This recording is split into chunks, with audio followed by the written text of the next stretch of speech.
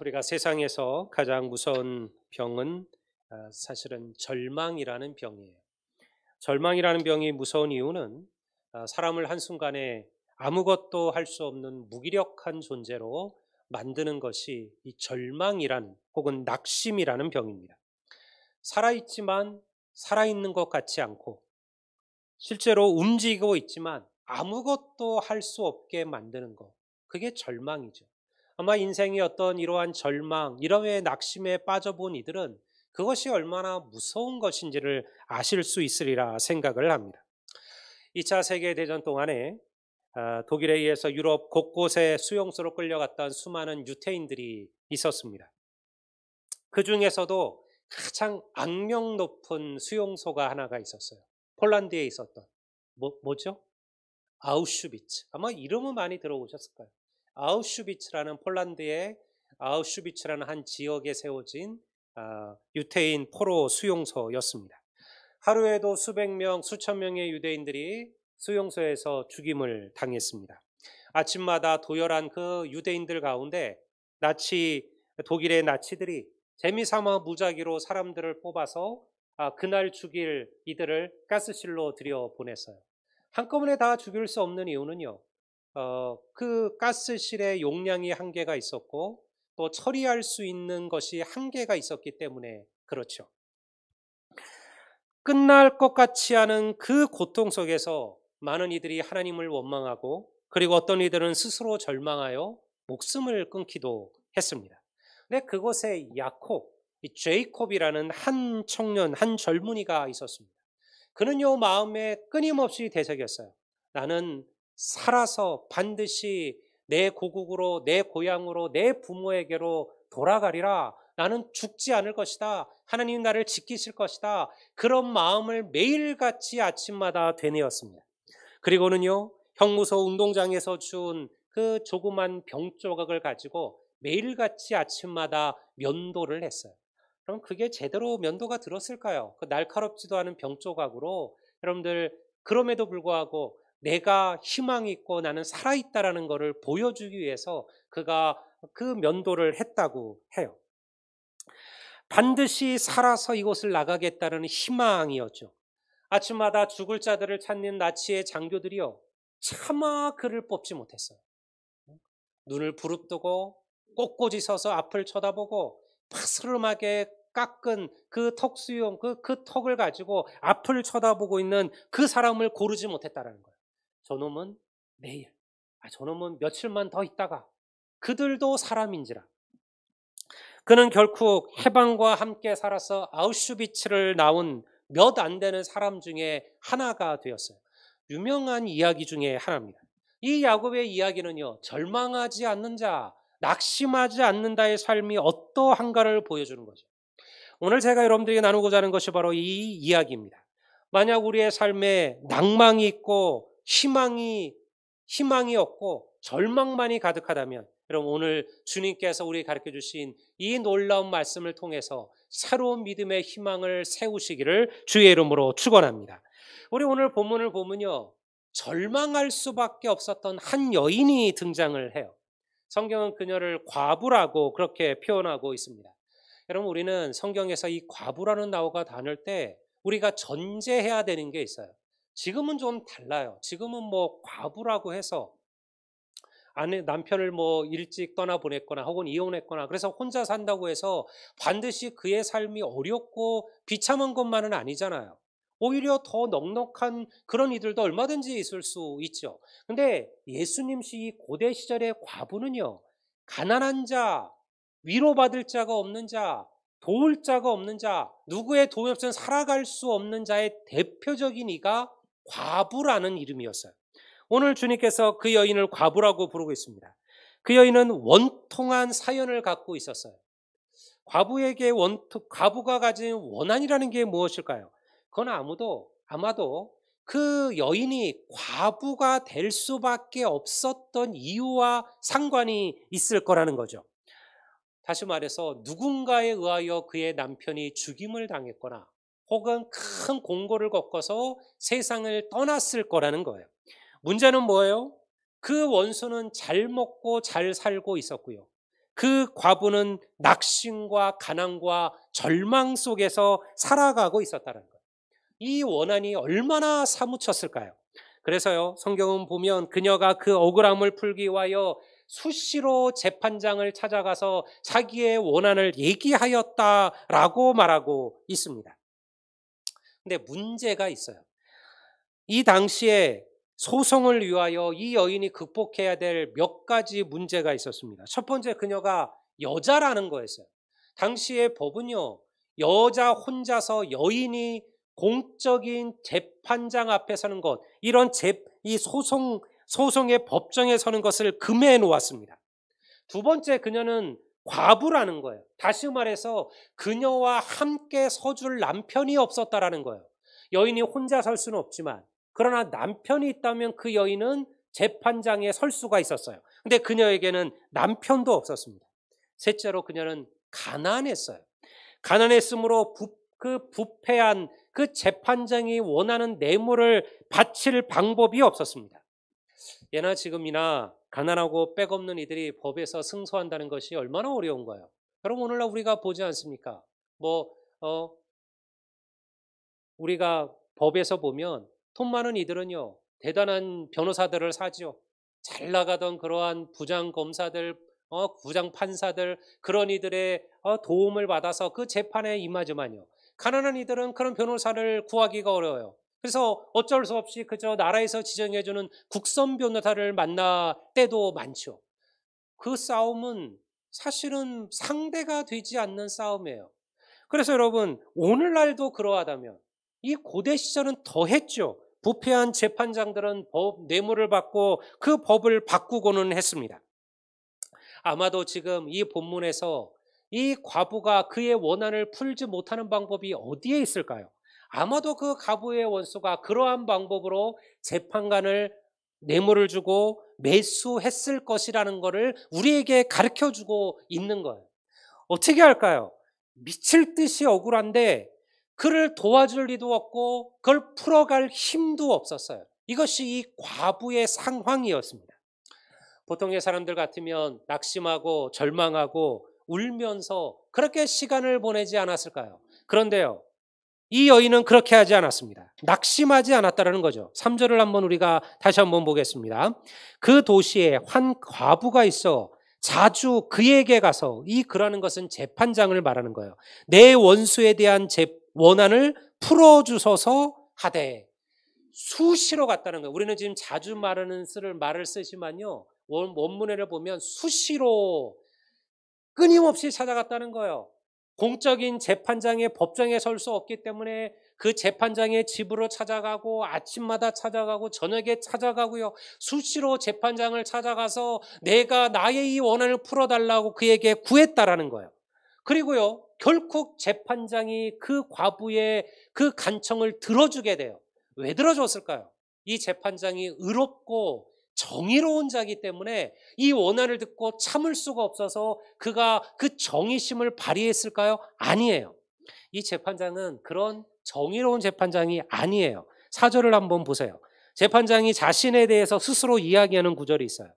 그가 얼마 동안 듣지 아니하다가 후에 속으로 생각하되 내가 하나님을 두려워하지 않고 사람을 무시하나. 이 재판장이 자기에 대해서 하는 얘기예요. 내가 하나님을 두려워하지 않고 내가 사람을 무시한다. 그러니 이 재판장이 악한 재판장이에요. 불의한 재판장이에요. 사람을 무시한다는 건 뭐예요? 가난한 자, 돈 없는 자, 빽 없는 자들을 우습게 여긴다라는 거죠. 그럼에도 불구하고 이 재판장이 이 과부의 소원을, 그의 원한을 풀어주었다라는 거예요. 이유가 뭘까요? 딱 한 가지요. 그녀가 포기하지 않고 낙심하지 않고 여러분 그에게 간청했기 때문임을 믿으시기를 바랍니다. 여러분, 이 비유를 예수님께서 왜 하고 계시는 것일까요? 기도에 대한 이야기죠. 주님께서는 이 과부의 모습을 통해서 우리가 어떻게 기도해야 되고 왜 기도해야 되는지를 이야기하고 있는 거예요. 사랑하는 성도 여러분, 기도하는 성도는 낙심치 않음을 믿으시기를 주의 이름으로 축원합니다. 기도한다는 것이 무슨 의미냐? 그 말 자체가 나는 포기하지 않습니다. 나는 낙심하지 않습니다. 나는 절망하지 않겠습니다라는 믿음의 고백이라는 거예요. 한 성도가 제게 그런 얘기를 한번 했어요. 목사님, 이제 기도할 거밖에 없습니다. 그런 얘기를 한 거예요. 그런데 그 의미가 그런데 내가 이제 내가 할 수 있는 거 다 하고 내 노력을 다 했으니 이제 목사님 제가 하나님께 목숨을 다하여 기도하겠습니다. 이런 의미로 말한 게 아니라 내가 이제 할 거 다 했는데 이제 희망이 없네요. 기도한다고 뭐가 달라질까요? 이런 의미로 제게 말한 거예요. 기도밖에 없냐는 말이가 정말 기도밖에 없다는 얘기가 아니라 기도가 무슨 의미가 있겠느냐. 이제 다 해봤는데 내가 할 거 다 했는데 내가 이제는 할 게 없다라는 고백이죠. 제가 그분에게 그런 얘기를 했어요. 집사님은 아직 가장 중요한 거를 안 하셨습니다. 기도하시기를 바랍니다. 여러분, 그가 모든 것을 한 게 아니에요. 그는 사실은 아무것도 하지 않은 거예요. 여러분, 성도는 기도하는 것이 모든 것을 하는 것임을 믿으시기를 바랍니다. 성도 여러분, 우리가 할 게 없어서 기도하는 게 아니에요. 다 해봤는데 이제 더 이상 할 게 없으니까 이제 기도라도 해보자. 아니죠. 여러분, 할 게 없어서 기도하는 것이 아니라 기도하는 것이 가장 중요하기 때문에 성도는 기도의 자리에 쓰는 거예요. 기도하는 성도는 낙심하지 않고 절망하지 않음을 믿으시기를 바랍니다. 성경에서 낙담하다, 낭망하다라는 단어의 뜻이 뭐냐면 죽은 것처럼 되다, 이런 뜻이에요.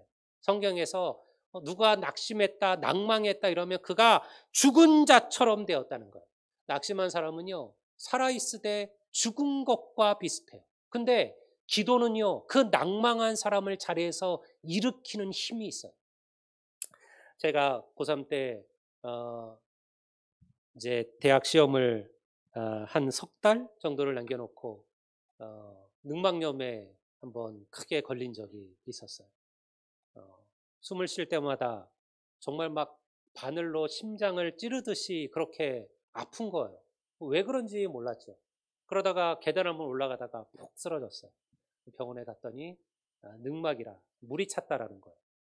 그게 뭐 물인지 무슨 액인지 모르겠지만요. 제가 정확한 뭐 의사적인 지식은 아니겠지만 하여튼 물이 차서 폐에 물이 차 있다라는 거예요.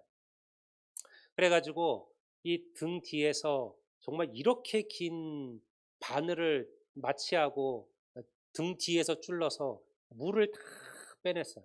나중에 저에게 보여주는데 이 다라이에 이 조그만 그 세수대 같은데 거의 반 정도가 벌건 물이 차 있는 거예요. 그리고 나서도 제가 2번이나 더 물을 빼야 됐어요. 이게 계속 빼도 다시 또 차는 거예요. 의사 선생님이 아무것도 하지 말고 쉬라는 거예요. 아무것도 하지 말고 쉬어라. 아니, 지금 당장 석 달 후면 대학 시험을 봐야 되는 저에게 하지 말라니요. 그동안 공부한 게 다 헛것이 되잖아요. 어떻게 해야 돼요? 여러분들, 사실은 뭐 공부하는 대학 그 학생들에게 시험이 인생에 사실은 뭐 지금 돌아보면 그게 전부가 아닌데요. 그때는 그게 정말 전부처럼 느껴지잖아요. 너무너무 낙심이 됐어요. 더 열심히 해도 모자를 파네. 몸이 아파가면서 공부를 해야 된다는 게, 이래서 내가 과연 내가 원하는 대학에 내가 바라는 곳에 들어갈 수나 있을까? 그런 낙심들이 제게 몰려오기 시작했어요. 근데 저희 집안에는요, 아주 긍정적인 저희 어머니가 계세요. 야, 아들아, 걱정하지 마라. 염려하지 마라. 네가 하나님께 기도하면 하나님께서 들으신다. 저는요, 어렸을 때 그 말이 너무 듣기 싫었어요. 뭐만 하면 야, 기도해라. 하나님이 다 해주신다. 하나님이 다 인도해 주신다. 근데 여러분들, 지금 제가 고백하는 게 뭐냐면, 여러분, 그 고백이 진짜 하나님의 축복임을 우리 성도들도 믿으시기를 주의 이름으로 축원합니다. 돌아보면요, 그게 은혜예요. 제가 우리 어머니의 말을 듣고요, 그리고 그날 모포 하나를 가지고 그리고 교회 지하실에 들어가서 여러분들 기도를 시작을 했어요. 밤이 맞도록 기도를 했어요. 하나님께서 놀라운 치유의 역사를 제게 부어주셨어요.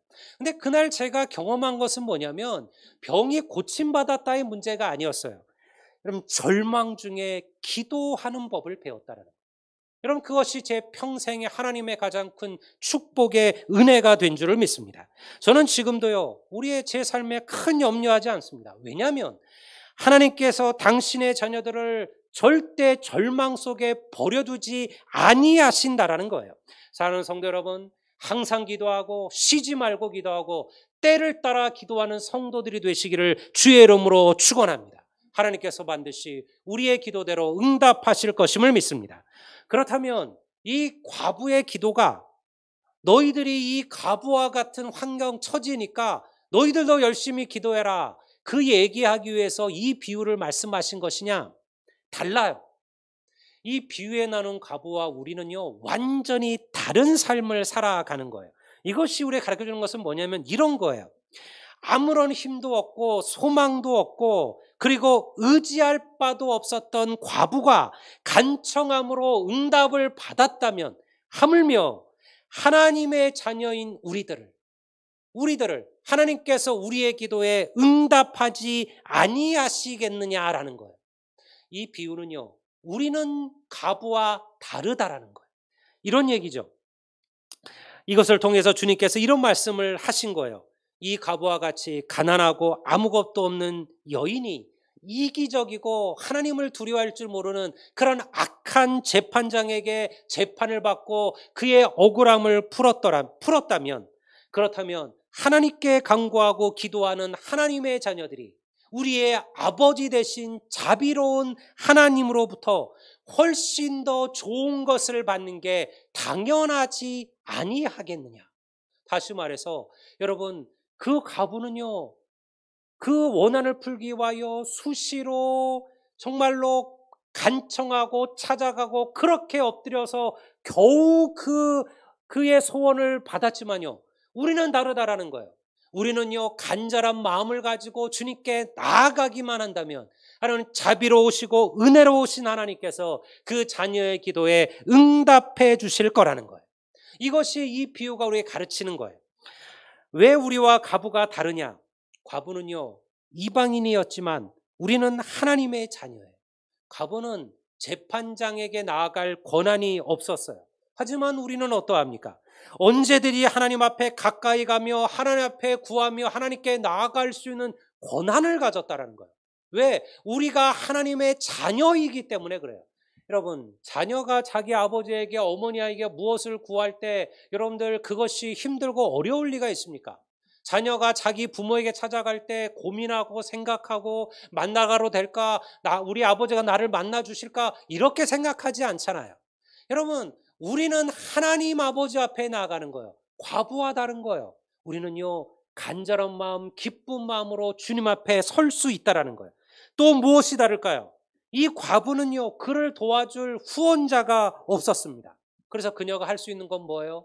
이 법정주의를 배회하는 것과 귀찮게 소리를 질러서 그 재판장을 귀찮게 하는 것밖에 그가 할 수 있는 게 없었죠. 하지만 우리는 어떠합니까?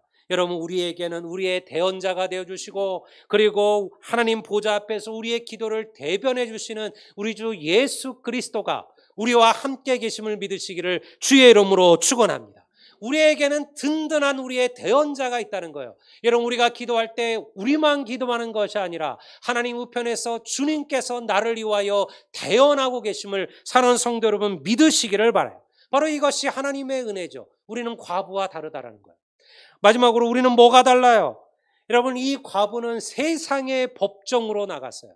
세상의 법정은요, 뇌물이 판치고 부정과 부패가 흔들 수 있는 곳이에요. 얼마든지 정의로운 자가, 오히려 여러분들 죄짓지 않은 자가 거기서 자기의 원한을 풀지 못할 수가 있는 곳이죠.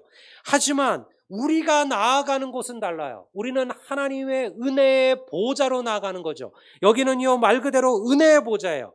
내가 어떠한 존재든 내가 어떠한 문제가 있든요, 우리가 간절한 마음으로 하나님의 앞으로 나아가기만 하면 받아들여지는 하나님의 은혜의 보좌라는 거예요. 이것이 바로 기도의 축복이죠. 우리가 히브리서 4장 16절 말씀을 제가 한번 읽어보겠습니다. 그러므로 우리가 긍휼하심을 위하여 은혜의 보좌 앞에 담대히 나아갈 것이니라.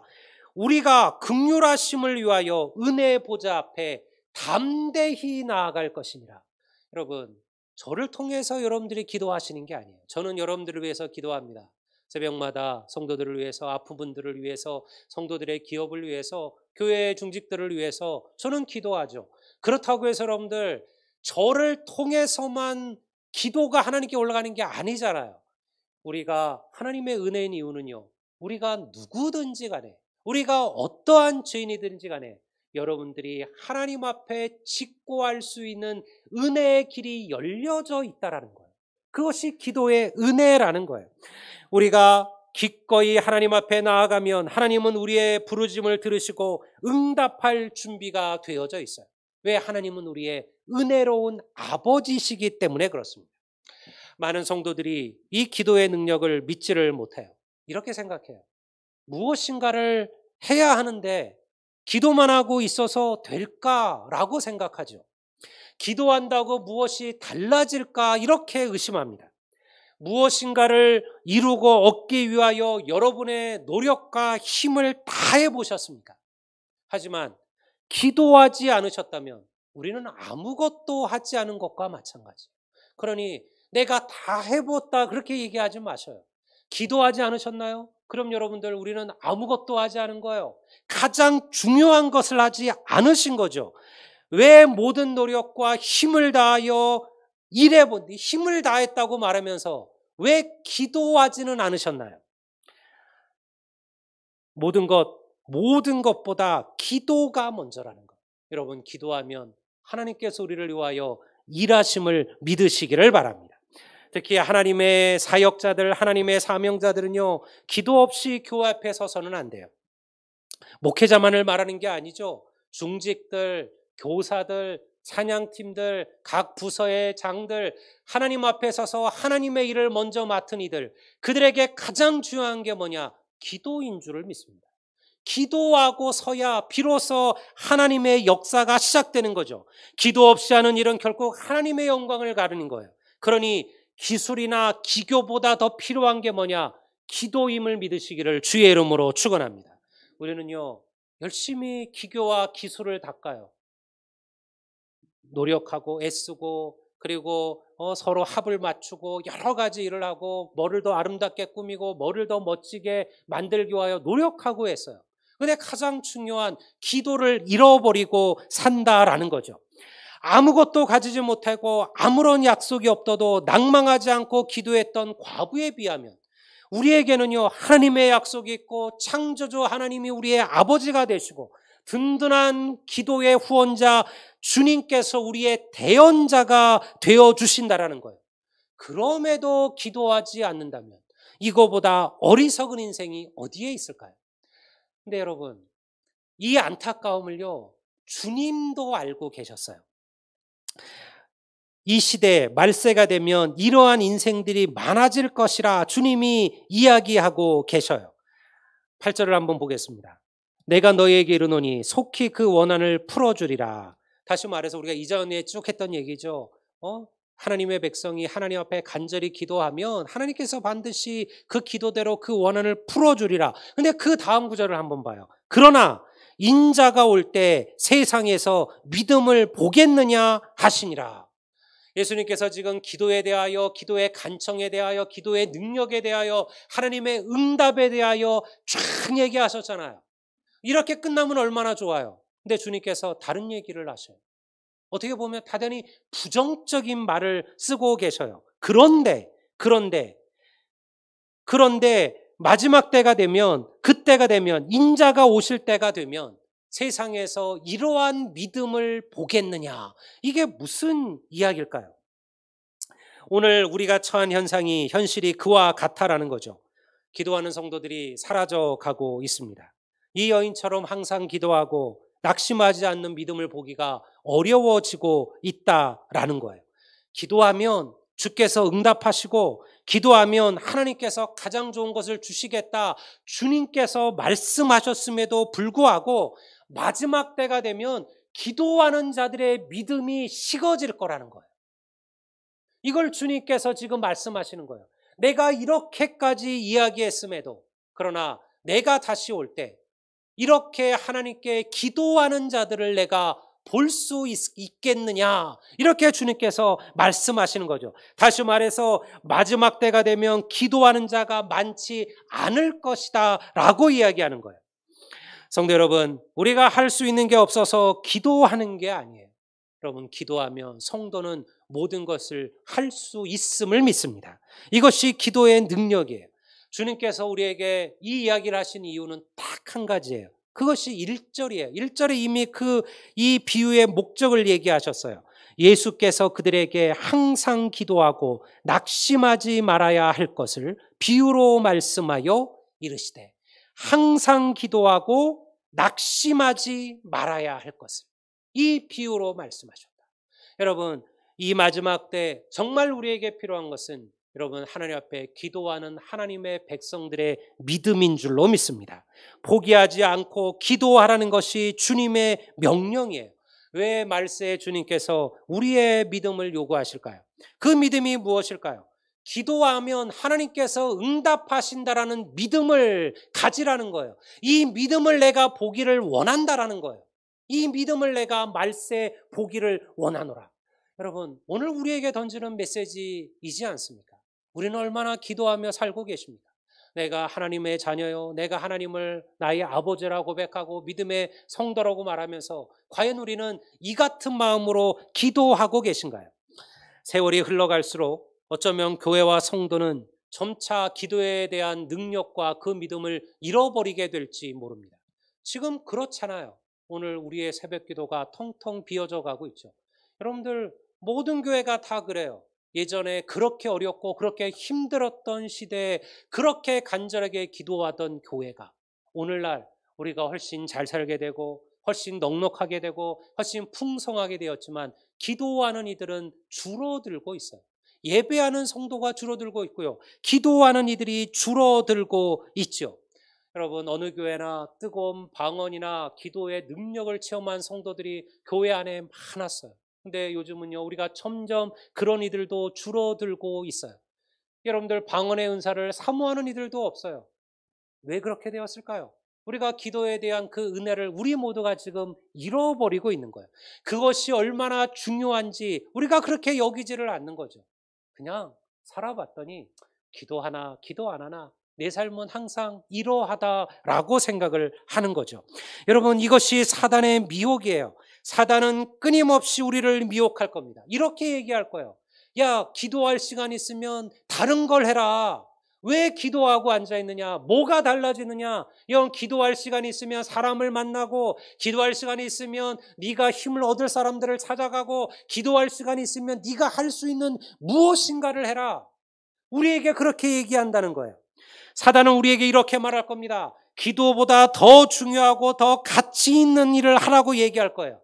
기도하지 않아도 괜찮다라고 말할 거예요. 여러분, 이 모든 것이 사단의 계략이에요. 여러분, 우리의 마음속에 그러한 생각이 든다면, 내가 큰 어려움을 앞에 두고 있어요. 내가 무엇인가를 결단해야 될 순간에 있어요. 무엇인가를 결정해야 돼요. 내 가정에, 내 삶에, 우리의 자녀들에게 혹은 우리의 기업에 큰 어려움이 찾아왔어요. 여러분, 그때 내 마음속에 기도하라는 생각보다 다른 생각이 먼저 든다면 그는 사단이 하는 일이에요.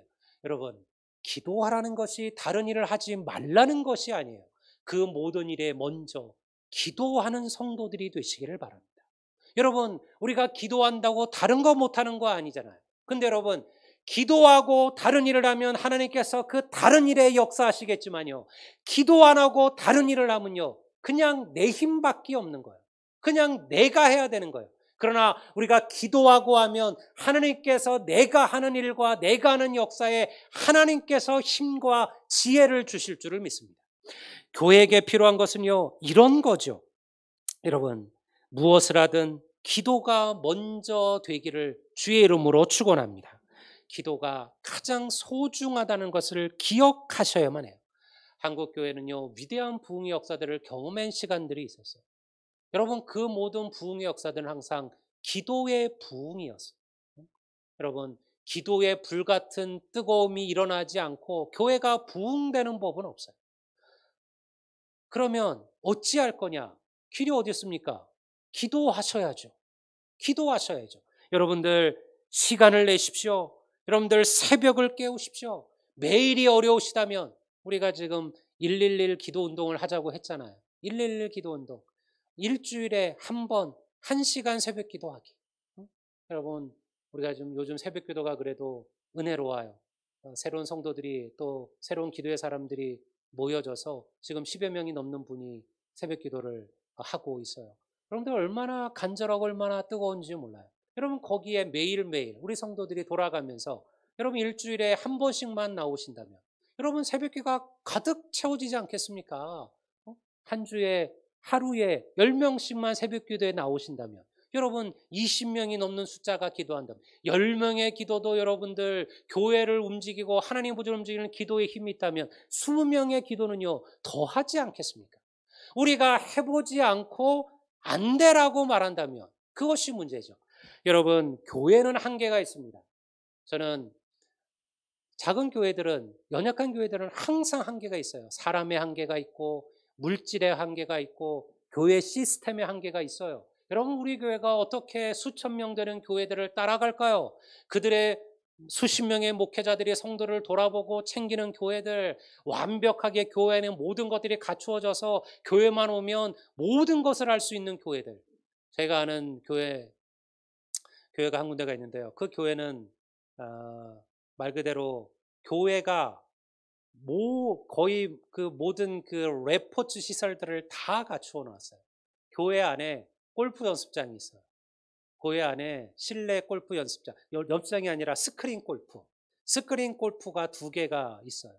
그리고 탁구장 따로 있고, 그리고 그 당구장이 따로 있고요. 그것도 뭐 포켓볼 따로, 그냥 사구 따로, 그리고 청년 아이들, 젊은이들을 위하여 그 옥상 쪽에는요, 이 농구장, 풋살과 농구를 할 수 있는 장이 꾸며져 있어요.